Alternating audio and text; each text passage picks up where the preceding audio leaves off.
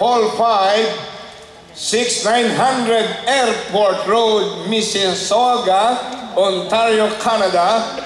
Kayo pong mga dumalo rito ngayon at sa lahat ng sumusubaybay sa ating live stream na ito sa buong mundo, sumainyo ang walang hanggang pagpapala ng buhay na Diyos. Palapakan po natin ang Diyos na buhay.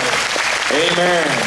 Ang Diyos po ang tunay na founder, builder, and owner ng Jesus is Lord Church worldwide. At ito pong ministeryong ito kailanman ay hindi pinanganak sa puso ng tao, ni hindi sa puso ni Brother Eddie, sapagkat si Brother Eddie po ay wala ni katiting na plano o ambisyon na maging pastor, evangelist, preacher, prophet, apostle, whatever.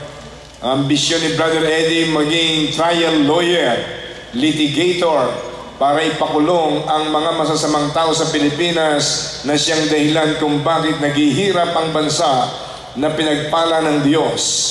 You know, I am a student of history. The Philippines is so blessed by the Lord with vast natural resources, and history records that the Philippines was number one in Asia. Many years ago, the Philippines was considered as number one in Asia by many historians and political analysts and economists, even richer than Japan until 1943. But 50 years after, in such a time, the Philippines had fallen down to the bottom, overtaken by neighboring countries, and the Philippines, which used to be number one in Asia, turned to be the laughing stock of Asia, the sick man of Asia, because the Philippines had undergone incredible deterioration due to shocking, unabated political corruption.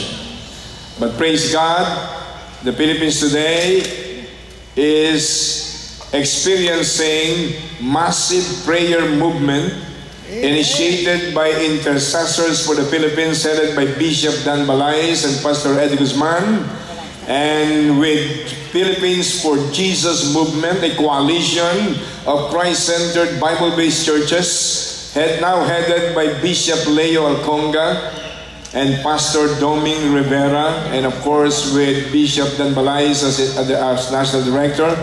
They are now establishing houses of prayers in Luzon, Visayas, and Mindanao. And lately, I have a good news to all Filipinos scattered all over the world, that the consensus of response